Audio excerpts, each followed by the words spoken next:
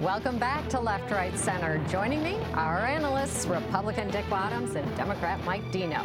So you heard my interview with Leslie Herod. Takeaways, Mike.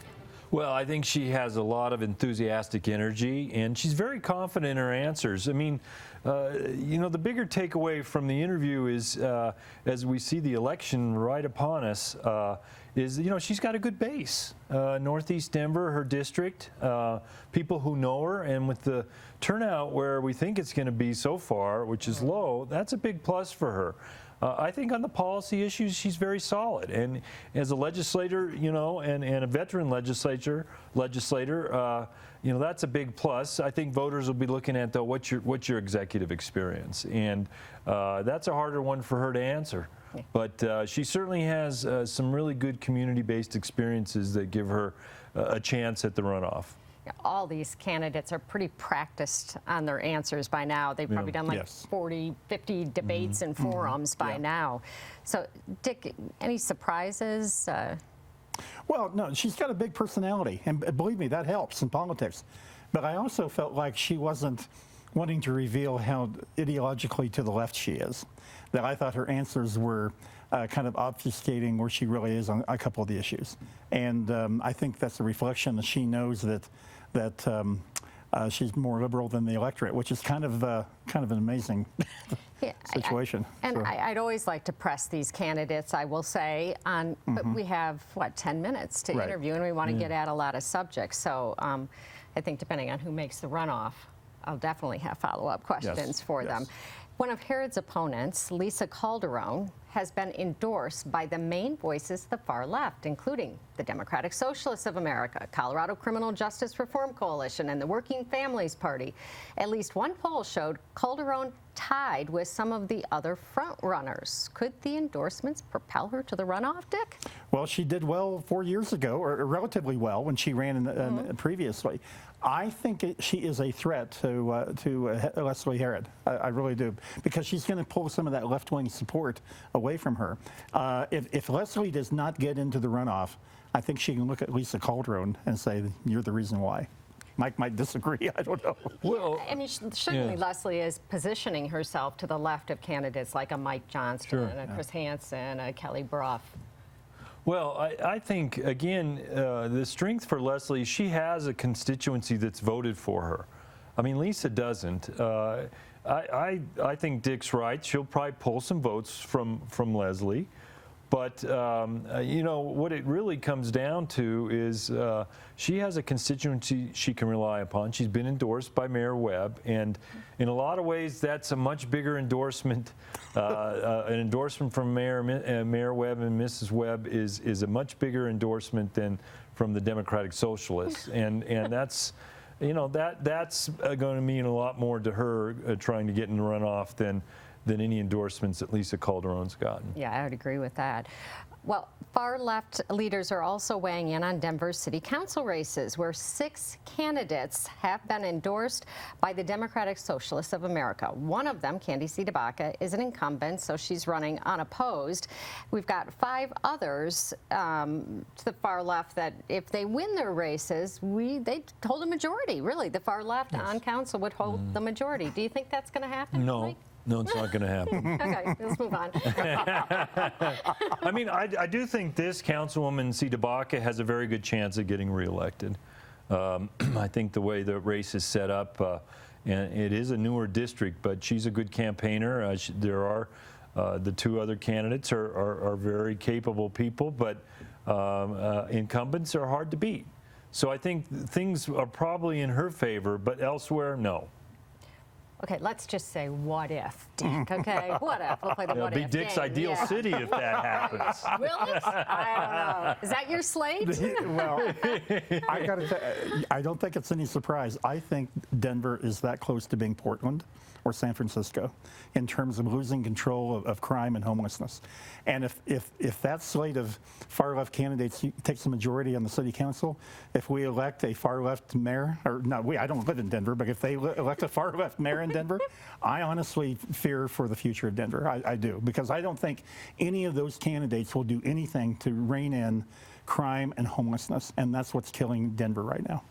Well, we don't have to worry about it, Mike says. Yeah, That's yeah, right. no. There we go. Well, the mayoral election is just a few days away, and turnout is less than 10% as of this taping. That's low even for Denver, where voters have a tendency to procrastinate. About half of the ballots in the 2022 midterm came in on Election Day or the day before. So, I don't know, are there too many choices? Do voters not like the choices, Dick? Are they apathetic? You know? Well, one thing's for sure, there's no dominant candidate. I mean, this was a cast of equals in many ways to start with, and it's only slowly emerging who the front runners are. You know, Mike and I were talking before we came in here, Shaun, that maybe this April date was too early. To have maybe we needed another month for the public to really get into this campaign. I don't know, maybe we're wrong about that, but we were just talking about it. Yeah, So. well, traditional voters in Denver who voted in previous elections are used to the May date. It was moved up a month. So they're confused and they think I that they're don't supposed think- to turn I their think ballots this- in May? I think we've had a long winter. I mean, you know, it's still snowing. Okay. And I think Denver voters are used to a spring election. hibernating you know, still. but Dick's point of the number of candidates and what you've mentioned, yeah, I mean, nobody's jumped out of the field. You know, the only front runners are those who've raised money or have a lot of money behind them, but that hasn't always, you know, made the race. So it's going to pick up? Well, the people focus in the runoff. I mean, that's the bottom line. I mean, you know, yeah, oh yeah. I mean, I feel there'll be more people voting in the runoff. We'll have a few other council seats that will not have been decided. And so we'll have several runoff races, including the mayor's, and there will be more excitement with that. Do you think we're going to have results on election No. night? I mean, all these candidates, No. 16 candidates, no? You don't think we'll have the they results? stopped counting at, I what, think 10 we'll have o'clock, I results, think? but I don't think it'll be definitive. I think it'll Really? take till Thursday, yeah. Oh, wow. Well, it depends. If we don't get very many more ballots come in, there's not many to Well, count. maybe they'll stay on top of it, but I think there'll be a surge of ballots. But I mean, Probably. you know, when we've seen with the general elections for Denver, Sure. on particularly the ballot right. issues, That's right, Mike. right? That's right. Some of yeah. them have turned around That's true. over the course of like 3 or 4 days That's true. afterward. I know one thing. I think Mike's right. Whoever is ahead in the initial balloting, I wouldn't go to bed thinking I won. No, Yeah. no. Yeah. Or if you're Yeah, close to the yeah. runoff, you Right. might be able to, you Right. know, Yeah. after another couple days of counting, Yeah. maybe you get there. Yeah, you're probably right. I think it'll be close. And when you look at the people voting, you know, almost 10% were Republicans. That was the largest Yes. number. Yeah. So Andy Rizzo, Rizzo's I mean, gonna be hey, doing you know, well. it may turn out for him. You never know. You know, Shaun, that's interesting Mike said that, because I've noticed in email traffic and some communications I get that this has kind of revived the Denver Republican Party, that they've kind of started to rally around Andy Rizzo. Now, there's not enough Republicans to win. He's got to have more than that, but they are kind of rallying around him. And, you know, he's going to get some votes. Yeah. It's getting excited. I know. It could be a big night for him. Yeah.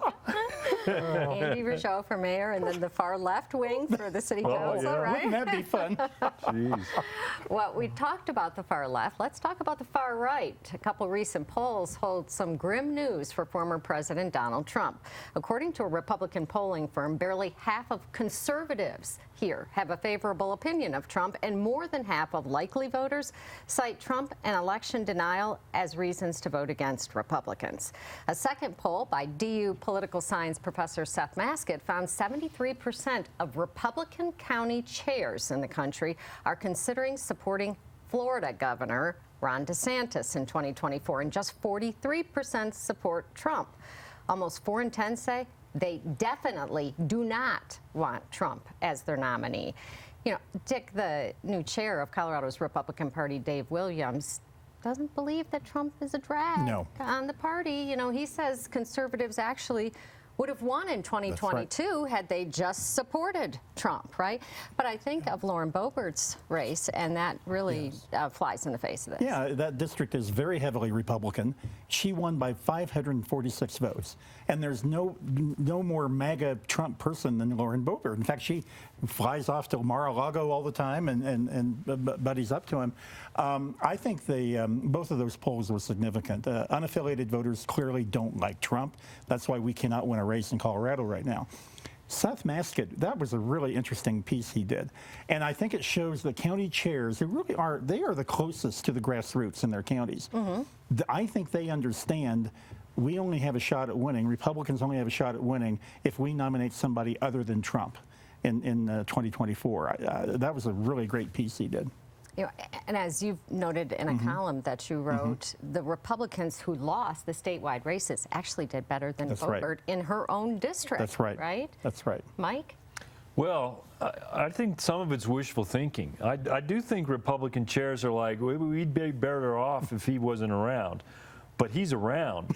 In fact, the indictment stuff has strengthened him. Yes. I saw some national polling that definitely showed him in a more favorable position vis-a-vis DeSantis, and that's just with voters.